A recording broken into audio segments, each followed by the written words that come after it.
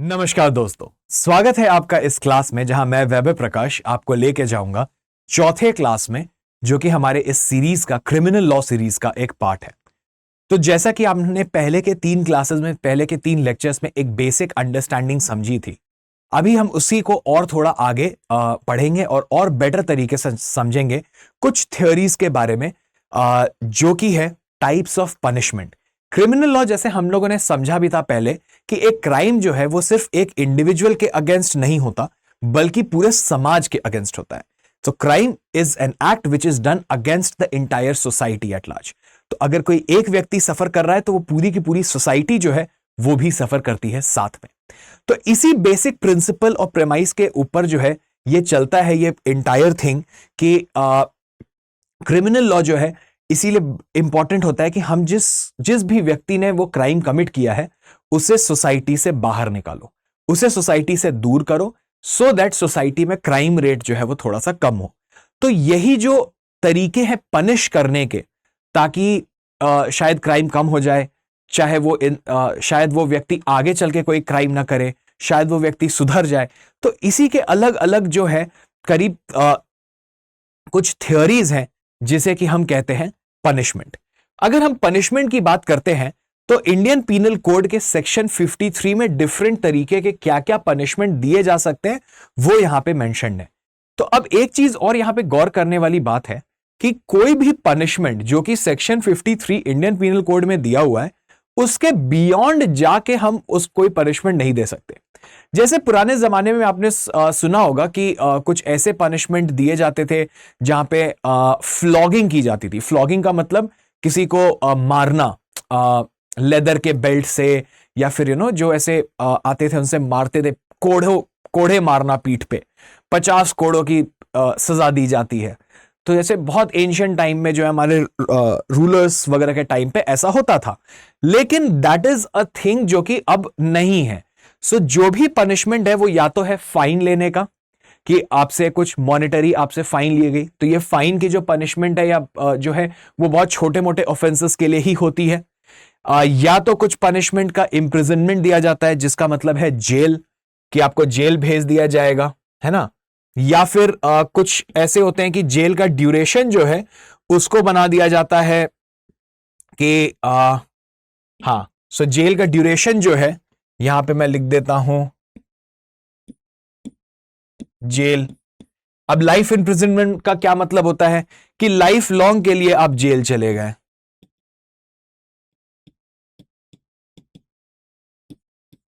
यहां पे एक और चीज बहुत इंटरेस्टिंग है गौर करने वाली, कि हमने मूवीज वगैरह में ऐसा सुना होगा, देखा होगा कि लाइफ इम्प्रिजनमेंट का मतलब होता है 14 साल, लेकिन ऐसा होता नहीं है। लाइफ इम्प्रिजनमेंट का मतलब होता है for the end of your life, for the जब तक आपकी जिंदगी है तब तक है। लेकिन एक और प्रोविजन है जो कि क्रिमिनल प्रोसीजर कोड में है कि 14 ईयर्स के बाद, ठीक है, आपका सेंटेंस जो है उसको रेमिट कर दिया जाता है। रेमिशन एक कॉन्सेप्ट होता है जहां पे कि आपके बिहेवियर को देख के, ये देखते हुए कि आप काफी सुधर चुके हो, अब आपके अंदर वो आपको जितना समझना था, अपनी गलती का पश्चाताप करना था, वो आपने कर लिया है, तो आपकी सेंटेंस जो है वो 14 साल के बाद आप एलिजिबल हो जाते हो। तो अगर आपका बिहेवियर अच्छा है, अगर उनको लगता है कि नहीं हाँ ठीक है आप सुधर चुके हो, तो वो आपको 14 साल के बाद छोड़ देते हैं। लेकिन अगर उनको लगता है कि नहीं अभी भी आप हार्ड एंड क्रिमिनल हो ही, तो वो आपको 14 साल के बाद भी छोड़ेंगे नहीं। तो 14 ईयर्स के बाद ऑटोमेटिक आप छूट जाओ लाइफ इम्प्रिजनमेंट में, ऐसा नहीं होता है। ठीक है, तो ये मिथ जो है वो मैं आज आपके लिए बर्स्ट कर दे रहा हूं। उसके बाद है डेथ की पनिशमेंट, जिसको कि हम कैपिटल सेंटेंस भी, कैपिटल पनिशमेंट भी कहते हैं, कि आपको फांसी से, इंडिया में जो है वो फांसी लगा के मारी जाती है, किसी की जान ली जाती है under section 53 Indian penal code. या फिर किसी की प्रॉपर्टी को फोरफिट कर लिया जाता है, जैसे इन केसेस जहां पे करप्शन किया गया है, आपने गलत तरीके से किसी का प्रॉपर्टी आप होल्ड करके रख रहे हो, तो वहां पे उस प्रॉपर्टी पे कब्जा कर लेती है गवर्नमेंट, वो प्रॉपर्टी जो है वो आपसे होल्ड, जैसे क्रिमिनल्स की प्रॉपर्टी जो होती है उसको फोरफिट कर लिया जाता है। ठीक है, तो सिमिलरली अगर इम्प्रिजनमेंट की बात करें तो इम्प्रिजनमेंट दो तरीके के होते हैं। एक होता है सिंपल, जहां पे आपसे बेसिक काम कराए जाते हैं। तो जेल में रहना भी कोई एक फ्री का पास नहीं है, आपको वहां पे भी रह के काम करना पड़ता है। अब वो आपसे हार्ड काम कर रहा है या आपसे वो रेगुलर काम करवाएं, वो डिपेंड करता है कि आपने क्या ऑफेंस किया है और उस ऑफेंस के लिए सिंपल इंप्रिजनमेंट दी गई है या फिर रिगरस इंप्रिजनमेंट दी गई है। तो ये कैसे कैटेगराइज होता है, वो हर एक ऑफेंस के लिए।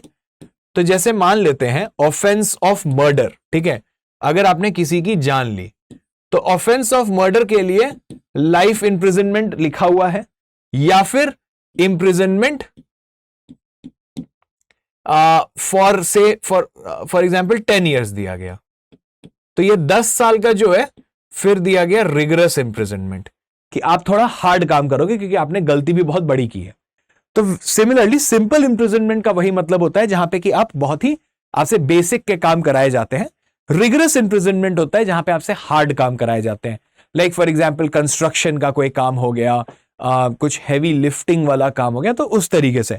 बट देन अगेन वो उस पे भी ह्यूमैनिटेरियन ग्राउंड्स ऑल्सो अप्लाई होता है। अगर जिस व्यक्ति को सजा दी गई है अब उसकी फिजिकल हालत ही वैसी नहीं है तो ऑफ कोर्स उससे नहीं जबरदस्ती कराया जाएगा। बट हाँ, एक कैटेगराइजेशन जो है वो लॉ में डेफिनेटली एग्जिस्ट करता है, ठीक है। तो आइए चलिए कुछ थ्योरीज ऑफ पनिशमेंट देखते हैं कि क्या डिफरेंट थॉट्स हैं, क्या अलग अलग थॉट्स हैं जिसके बेसिस पे थ्योरीज बनी है। तो देयर आर एसेंशियली अगर देखें तो there are 7 theories. One is retributive theory, दूसरी is deterrent theory, third is preventive, fourth is incapacitation, fifth is compensatory, sixth is reformatory theory, 7 is utilitarian theory.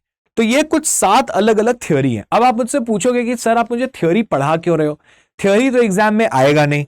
तो बिल्कुल आपकी बात बिल्कुल अपने जगह सही है, थ्योरी एग्जाम में नहीं आएगा, लेकिन ये थ्योरीज जो है ना, ये थ्योरी आपको पैसेज में के फॉर्म में दिया जा सकता है और उस पैसेज के थ्रू आपसे क्वेश्चंस जो है एमसीक्यू क्वेश्चंस वो डेफिनेटली पूछे जा सकते हैं फैक्चुअल बेस्ड, ठीक है। फैक्चुअल बेस्ड क्वेश्चंस एमसीक्यू के फॉर्म में पैसेज के थ्रू जो है ये थ्योरीज को डाल के आपसे डेफिनेटली पूछे जा सकते हैं। तो अब हम लोग एक एक करके ये देखते हैं कि क्या है ये डिफरेंट डिफरेंट थ्योरीज। तो सबसे पहले अगर रेट्रीब्यूशन की बात करें, बहुत सिंपल है। रेट्रीब्यूशन का मतलब होता है आई फॉर एन आई।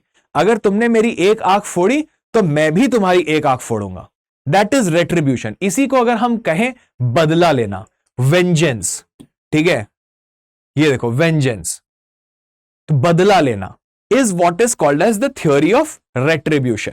अब इस थ्योरी के साथ प्रॉब्लम क्या है कि अगर हर कोई एक दूसरे, अब किसी ने मेरा एक हाथ तोड़ दिया तो मैं उसका एक हाथ तोड़ दूं, जस्टिस समझ में आता है, हमको ये दिखता है कि हाँ ये जस्टिस हुआ, तुमने मेरे साथ कुछ गलत किया तो मैं तुम्हारे साथ गलत कर रहा हूं।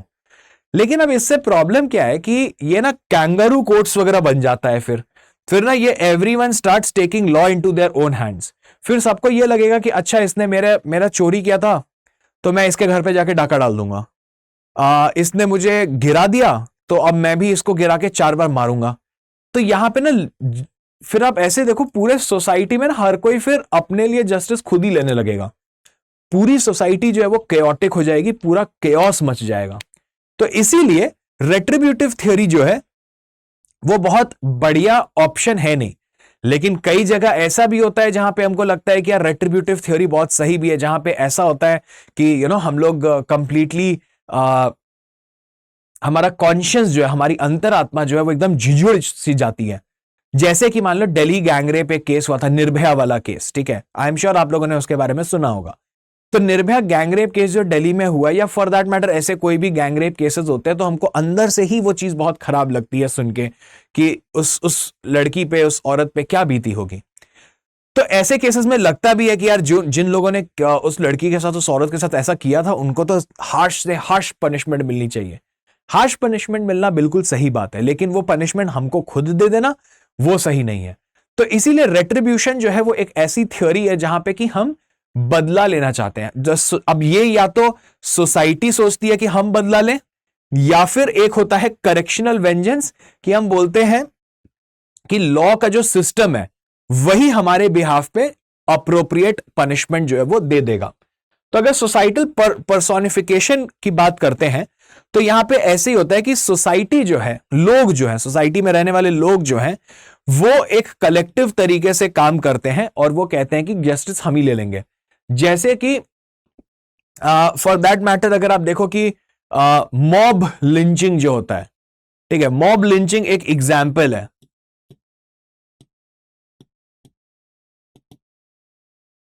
तो अब अगर मान लेते हैं कि सपोजिटली आजकल सोसाइटी में अगर आप देखोगे तो काफी सारे ऐसे मॉब लिंचिंग के केसेस हमको देखने को मिलते भी हैं, और बाद में जाके पता चलता है कि शायद ये तो गलत हो गया।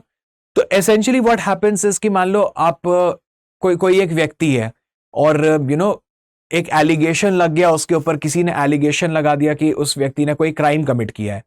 तो पूरी की पूरी सोसाइटी, वहां के आसपास के लोग जो जनता वाले थे वो गए जाके उसको इतना मारे कि वो बेचारा आदमी मर गया। अब आप बोलोगे आप उसको बेचारा क्यों बोल रहे हो? क्योंकि यार देखो, जस्टिस देना ना वो कोर्ट का काम है। वो पुलिस इन्वेस्टिगेट करेगी, रिपोर्ट देगी, कोर्ट देखेगा एविडेंसेस, उसके बाद डिसाइड होगा कि वो व्यक्ति एक्चुअली क्रिमिनल था या नहीं था। और अगर क्रिमिनल था भी तो उसको डेथ पनिशमेंट उस चोरी के लिए मिलनी सही थी या नहीं थी, ये भी हम नहीं कह सकते। तो वैसा ही होता है कि ऐसे सोसाइटल पर्सोनिफिकेशन में ना सोसाइटी जो है, मॉब जो है, जनता जो है, वो अज्यूम कर लेती है रोल कि अब हम ही करेंगे जो न्याय करना है। तो इसमें एक बहुत बड़ा प्रॉब्लम भी है जो आई एम श्योर आप लोग इस चीज को समझ रहे हैं, कि बाद में जाके हमको रियलाइज होता है कि शायद जिस व्यक्ति ने एलिगेशन लगाया था उसने गलत एलिगेशन लगा दिया था, और ये आदमी तो बेकार का फ्री फंड में बेचारा वो पिट भी गया, मर भी गया। तो ये इसके साथ कुछ प्रॉब्लम है। लेकिन अगर करेक्शनल वेंजेंस की बात करें तो यहां पे ये ठीक है, चलो हम ये मानते हैं कि सोसाइटी एक्सपेक्ट करती है कि चलो उसको पकड़ा उस आदमी को, और पुलिस थाने लेके गए, बोला कि हुजूर अब आप लोग देख लो, जो भी इसके ऊपर उक्त कार्रवाई करनी है, आपको जो भी इसके ऊपर लीगल एक्शंस लेने हैं, आप प्लीज इसको लो। तो वो फिर भी ठीक है, क्योंकि वहां पे हमने अपना ये बता दिया कि देखो दिस हम जस्टिस चाहते हैं एज अ सोसाइटी मेंबर। अब ये आपका काम है जस्टिस दिलाना, और उसको क्या पनिशमेंट देनी है वो अब आप लोग देख लो। तो अगर यहां करेक्शनल वेंजेंस की बात करते हैं तो वो ठीक है, डेटरेंस का, सॉरी रेट्रीब्यूशन का। बट अदरवाइज अगर देखें तो वो काफी डिफिकल्टी आ जाती है। जैसे निर्भया जजमेंट की हम बात कर रहे थे, तो इसमें से सुप्रीम कोर्ट ने 4 आउट ऑफ 6 क्रिमिनल्स को बोला कि ये डेथ सेंटेंस इनको मिलेगा, ठीक है। लेकिन अब उसमें से कुछ एक की तो खैर डेथ हो गई कस्टडी में ही, और एक जो था वो माइनर बच्चा था, तो उसको हम डेथ पेनल्टी नहीं दे सकते थे, उसको मिली खाली 3 साल की सजा, क्योंकि वो 18 साल से कम का था। तो जब उस बच्चे को 18 साल से कम की उम्र वाले में उसको 3 ही साल की मिली, तो सोसाइटी को पूरी सोसाइटी बोली यार ये तो कानून ही गलत है, गलत कानून था। हमको समझ में आया, लॉज में बदलाव किए गए।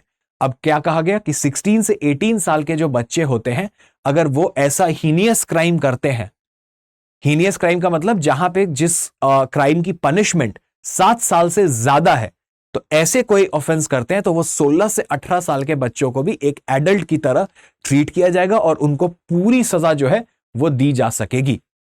तो this happens with time, society जो है वो चेंज होती है, लॉज कानून जो है वो चेंज होते रहते हैं। तो ये था हमारा, अगर इसकी प्रोस की बात करें तो ये काफी एक स्ट्रॉन्ग डिटरेंट होता है, मतलब लोगों को रोकता है आगे करने से, मोरल जस्टिस मिलता है, एक फीलिंग ऑफ ट्रस्ट बनती है with in the society.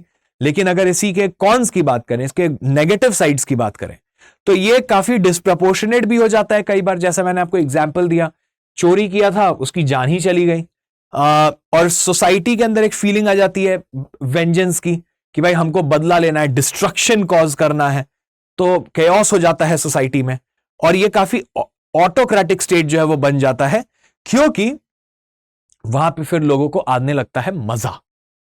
There is a concept called as, ये साइकोलॉजी का एक कॉन्सेप्ट है, एक टर्म है जो कि जर्मनी से निकल के आया था। जर्मनी के एक साइकोलॉजिस्ट ने इस टर्म को बनाया था। इस टर्म को कहते हैं शॉर्डेनफ्रॉयडा, ठीक है। सो शॉर्डेनफ्रॉयडा क्या होता है कि हमको किसी की मिजरी में मजा आता है। ह्यूमन टेंडेंसी होती है कि अगर हम किसी को देख रहे हैं कि वो पिट रहा है, वो मार खा रहा है, तो हमें मजा आता है उसमें, we derive pleasure out of it. खुद से भी एक बार अपने से सवाल करना कि तुमको किसी को पिटते हुए देख के मजा आता है या नहीं आता है। तो ये प्रॉब्लम जो है ना वो यहां पे आएगी। क्यों? क्योंकि people derive pleasure out of others pain. तो हम उसमें मजे ढूंढने लगेंगे, और जब एक बार मजे आने लगते हैं दूसरों के पेन में, तो फिर हम बोलते हैं चलो इसको, और हम भी किसी को पेन देके मजा लेंगे। तो इसीलिए ये एक बहुत बड़ा इसका डीमेरिट है इस पर्टिकुलर थ्योरी का। ठीक है, moving on to the next theory which is deterrent theory. Now what does deterrent theory talk about? Deterrent theory ये कहता है कि हमें लोगों को डिटर करना है, हमको ऐसा पनिशमेंट देना है कि आने वाले लोग जो है, आने वाली जनरेशन जो है, वो ये सेम काम, वो ये सेम क्राइम नहीं कमिट करें। ठीक है, सो डेटरेंस इज कि फ्यूचर में ये नहीं होना चाहिए, same crime in future should not happen. Okay, idealistically speaking ऐसा होता नहीं है, आप कितनी भी पनिशमेंट दे दो, कभी भी दे दो, मर्डर के लिए दे दो, किसी लोग करते ही करते हैं। बट अगेन बात यही होता है कि हमको देखो, जो लोग अगर क्राइम नहीं करते हैं और जो लोग लॉ से थोड़ा डरते हैं, जैसे कि मैं हूं, ठीक है, तो मुझे पता है कि यार मुझे ये काम नहीं करना है, क्योंकि मेरे माइंड में एक डेटरेंस ऑलरेडी है। मैं जानता हूं कि जेल की हालत कैसी है। ठीक है, मैंने अपने लॉ स्कूल के टाइम पे हमें जेल विजिट्स कराया गया, मैंने देखा कि किस हालात में लोग रहते हैं, किस तरीके के वो बन जाते हैं, वहां पे कितनी सारी दिक्कतें उनको फेस करनी पड़ती है, जेल के अंदर कितना वायलेंस है बिटवीन द पीपल। तो मैं अपने को कभी भी वहां नहीं देख सकता कि मैं वहां जाके रह पाऊंगा। तो इसीलिए क्या करना है, मुझे वहां नहीं पहुंचने के लिए क्या करना है, कोई क्राइम ही मत कमिट करो भाई, एकदम शांति से बढ़िया से अपना लाइफ एंजॉय करो। तो ये डेटरेंस क्रिएट हो गया। तो मेरे हिसाब से the best way of creating deterrence in the society is कि सभी सारे सिटीजन्स को रादर जेल विजिट्स पे लेके जाना चाहिए, उनको सबको दिखाना चाहिए कि देखो जेल में लोग कैसे रहते हैं। और बच्चों को तो खास करके, मतलब एज इन बहुत छोटे बच्चों को नहीं, बट 12-13 साल के बच्चों को डेफिनेटली ले जाके दिखाना चाहिए कि देखो किस तरीके से लोग रहते हैं जेल में, कितनी प्रॉब्लम्स होती है उनको रहने के लिए। एक टाइम होता है जब आपको उठना होता है, काम करना होता है, वहीं पे पड़ा रहना होता है, आप वहीं के कुछ लोगों के साथ इंटरैक्ट कर रहे हो, और वो सभी इंटरैक्ट करने लायक लोग नहीं होते हैं, क्योंकि उसमें से कोई क्राइम कमिट करके आया है, कोई मर्डर करके आया है, कोई चोरी करके आया है, किसी ने रेप किया है किसी का, इस तरीके के लोग होते हैं।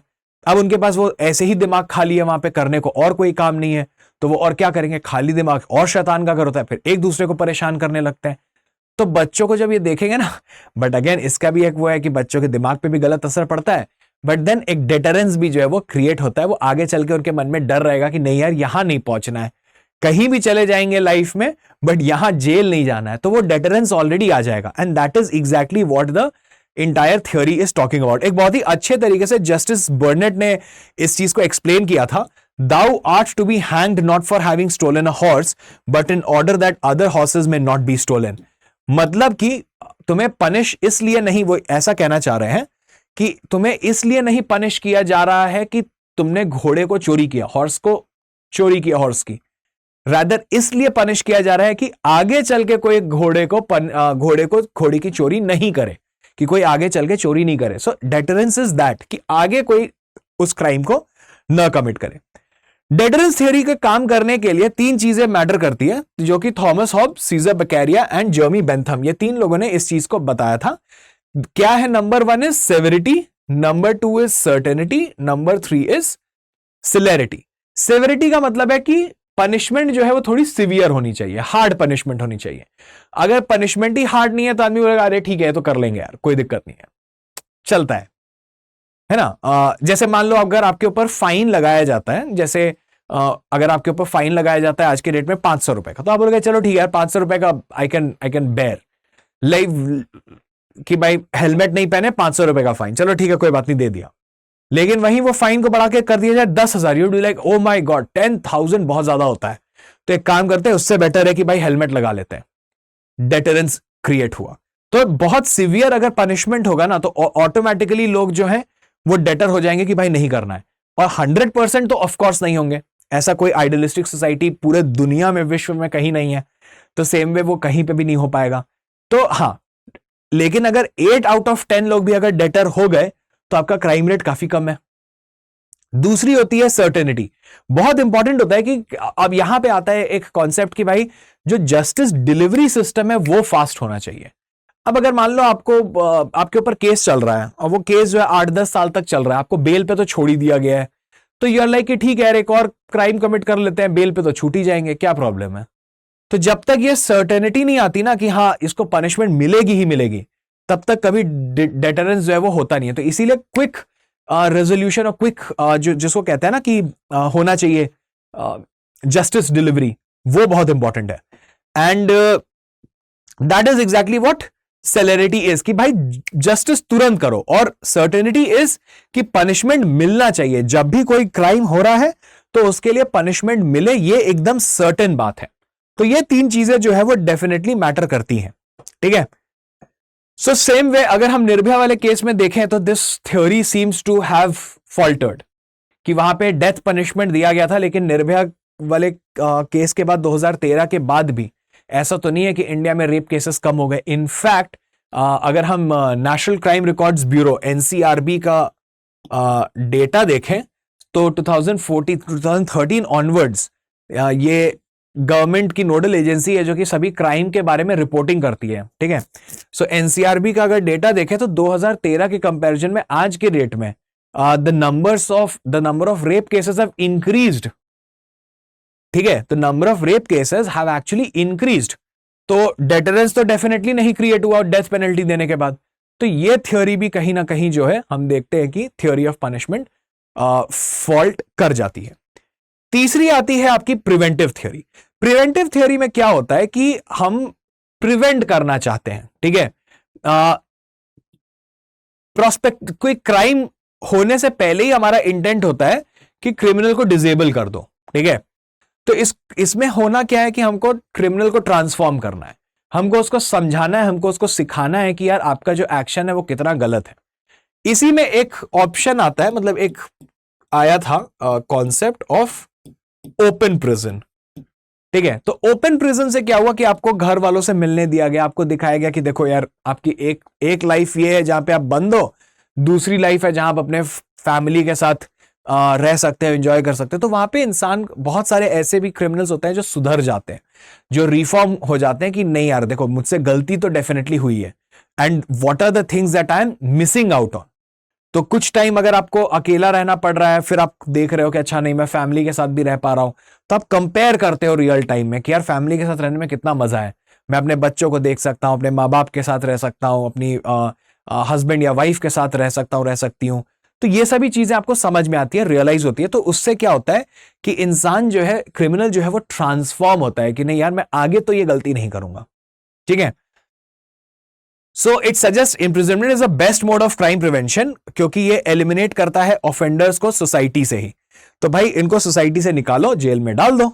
जब जेल में, सोसाइटी में नहीं रहेंगे तो क्राइम कहां से होगा, है ना। तो ये बहुत ही सिंपल सा प्लेन सा वो है, उठाओ और उठा के जेल में डाल दो, ठीक है। नथिंग एल्स, सोसाइटी से ही इनको एलिमिनेट करो, हटाना शुरू करो। तो ये एक another form of deterrence theory है, ठीक है। ये सभी थ्योरीज देखोगे ना तो आपस में काफी ज्यादा इंटरलिंक्ड है, कोई बहुत ऐसा बहुत ज्यादा चेंज नहीं हो गया है, ओके। सो जैसे doctor Jacob George versus state of Kerala एक केस हुआ था जहां पे सुप्रीम कोर्ट ने कहा था कि punishment should be deterrent, reformative, preventive, retributive and compensatory. तो उसमें कहा था कि आपको ना कोई एक फॉर्म नहीं है, कोई एक थ्योरी प्रेफर कर लिया दूसरे के ऊपर, ऐसा नहीं होता। What you need to do is you need to focus on कि भाई वो सब कुछ हो, डेटरेंट इफेक्ट भी हो, आप प्रिवेंट भी करो क्राइम को, उस आदमी को रिफॉर्म भी करो, जो विक्टिम है उसको कॉम्पनसेशन भी दो। Everything has to happen in a nutshell, ठीक है। तो ये हुआ था, सुप्रीम कोर्ट ने ऐसा बोला था। इनकैपेसिटेशन थ्योरी जो है ये काफी ज्यादा इंटरेस्टिंग थ्योरी है, क्योंकि इसमें तो इसमें कैसा होता है, इनकैपेसिटेशन में basically restriction on individuals freedom होती है, जैसे आपको जेल में भेज दिया गया। लेकिन इनकैपेसिटेशन को और थोड़ा सिंपल तरीके से समझने के लिए मैं बताता हूं कि आप ना ऑफेंडर्स का जो नंबर है सोसाइटी में उसको रीअरेंज कर देते हो। जैसे what used to happen in 19 centuries, Britain क्या करता था कि ब्रिटेन को जितने भी, जैसे अगर आपने ब्रिटेन क्या करता था कि जो भी क्रिमिनल्स होते थे ना उनको उठा के ऑस्ट्रेलिया और अमेरिका भेज देता था, क्योंकि दीज वर आइलैंड। तो यूनाइटेड स्टेट्स ऑफ अमेरिका जो है, अगर जैसा ऐसा क्या कहा भी जाता है और ये फैक्चुअली करेक्ट भी है, that United states of America जो है वो बना ही थग्स एंड क्रिमिनल्स वाले लोगों ने बनाया है। चोर डकैत क्रिमिनल्स जो थे उन्होंने ही बनाया है उसको, राइट। सो यूनाइटेड स्टेट अमेरिका जो है, जैसे तो जितने इनके क्राइम वाले थे ना ब्रिटेन में, जो क्राइम कमिट करते थे उठा के उनको भेज देते यूएस और ऑस्ट्रेलिया कि भाई जाओ तुम वहां रहो। तो जब आप उस सोसाइटी से ही इतने दूर हो गए तो क्राइम रेट ऑटोमेटिकली कम हुआ। किसी ने क्राइम कमिट किया, उठाओ उसको यूएस भेज दो, किसी ने क्राइम किया, उठाओ उसको ऑस्ट्रेलिया भेज दो। तो उस समय उनके पास ये ऑप्शन था। आज के टाइम में हमारे पास ये ऑप्शन है नहीं कि हम उठाए और कहीं और भेज दिए। जैसे इंडिया में भी होता था, जब ब्रिटिश हम पे रूल करते थे तो जो फ्रीडम फाइटर्स हुआ करते थे, जिनको वो चाहते नहीं थे कि यार ये लिखें या कुछ पढ़ें या लोगों से मिले बात करें, तो उठाया और काला पानी में भेज दिया। अंडमान एंड निकोबार आइलैंड्स में एक जेल था, तो उनको वहां भेज दिया कि भाई क्राइम जो है, तो वो अपने पर्सपेक्टिव से सोच रहे थे। हम जो हमारे फ्रीडम फाइटर्स हैं वो हमारे लिए फ्रीडम फाइटर्स हैं, ब्रिटिश के लिए वो जो है वो एक क्रिमिनल्स थे। तो वो अपने हिसाब से कैसे सोच रहे थे, वो ऐसे ही सोच रहे थे कि ठीक है इनको सोसाइटी से दूर करो। हम जानते हैं कि भाई वो लोग गलत नहीं कर रहे थे, वो अपनी आजादी के लिए लड़ रहे थे और उन्हीं के बदौलत हमें आजादी भी मिली 1947 में। तो हमारे लिए वो हीरोज हैं बट उनके लिए वो क्रिमिनल्स थे। तो एसेंशियली बट थ्योरी अगर अप्लाई करें तो थ्योरी ऐसे ही था कि भाई उन्होंने इनकैपेसिटेशन मतलब इनकैपेसिटेट कर दिया कि भाई अब तुम ना रहोगे इंडिया में, ना तुम लोगों से बात कर पाओगे, ना तुम किसी को कुछ बोल पाओगे, तो बात ही खत्म हो गई, तो मेरा क्राइम रेट ऑटोमेटिकली कम हो गया। So that is what happens. तो small number of high rate offenders अगर कुछ डिसप्रोपोर्शनेटली अगर कोई क्राइम करते हैं तो ऐसे केसेस में क्राइम कंट्रोल करने के लिए अगर आप देखोगे तो इन लोगों को हटा देना और सोसाइटी से कहीं दूर कर देना वो ज्यादा बेटर ऑप्शन रहता है इन द लॉन्गर रन। अगर हम कॉम्पनसेटरी थ्योरी की अगर हम बात करते हैं तो कॉम्पनसेटरी थ्योरी ये कहता है, अब ये विक्टिम के पॉइंट ऑफ व्यू से सोच रहा है, यहां पनिशमेंट की बात नहीं हो रही है, लेकिन अब यहां पे ये सोचा जा रहा है कि यार जिसने जो विक्टिम था, जो इंडिविजुअल था, जिसने सफर किया, व्हाट अबाउट दैट पर्सन। तो यहीं से एक्चुअली पता है क्या निकल के आया आपका विक्टिम कॉम्पनसेशन स्कीम, कि विक्टिम्स को कॉम्पनसेशन मिलना चाहिए।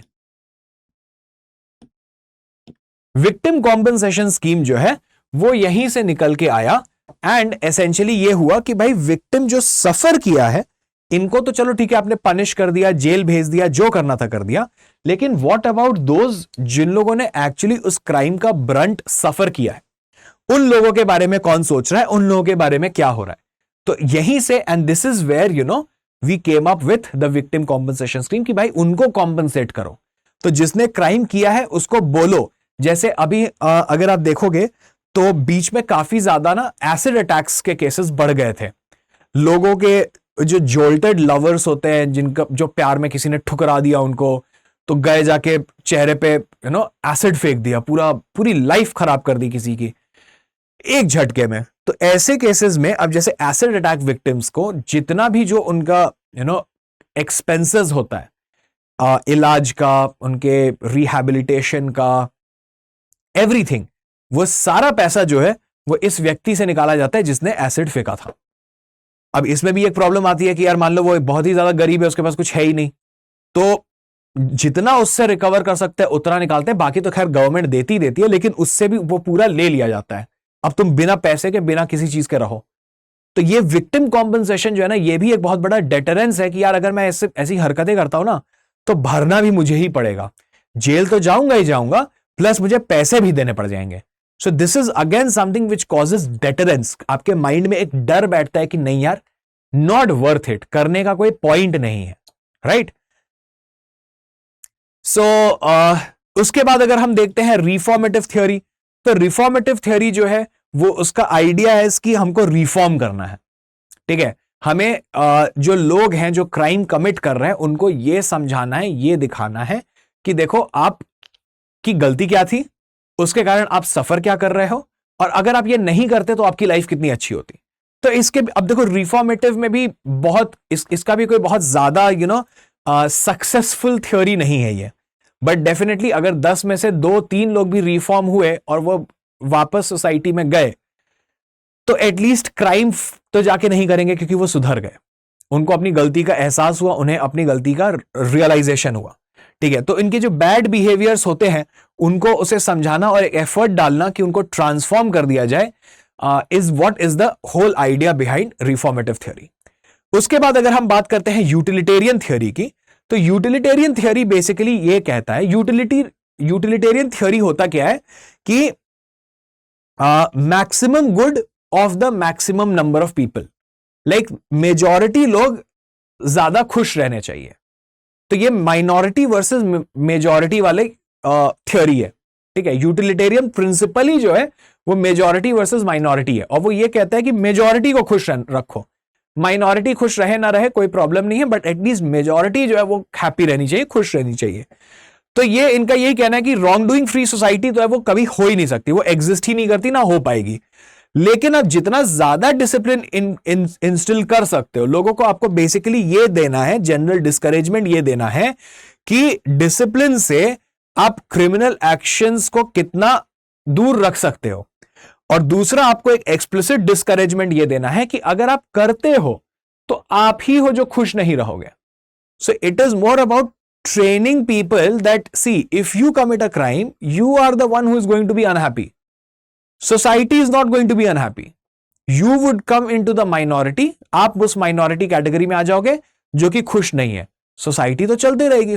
अब इस चीज को समझाने के लिए आपको लोगों को अवेयर करना पड़ेगा, एडुकेट करना पड़ेगा। तो यूटिलिटेरियन प्रिंसिपल या थ्योरी ऑफ पनिशमेंट जो है वो उस पॉइंट से चलता है, ठीक है। तो देखो, जैसे at the point where crooks are deflected from participating in wrongdoing, the general public is more secure. तो मतलब अगर आपने उसको डिफ्लेक्ट कर दिया, अगर आपने उसको यही समझा दिया कि यार देखो मत करो, तो ऐसे ही जनरल पब्लिक जो है वो आपसे खुश है, शांत है, क्योंकि वो क्राइम ही नहीं कमिट कर रहा है। And that is how harmony and security जो है वो बनी रहती है सोसाइटी में।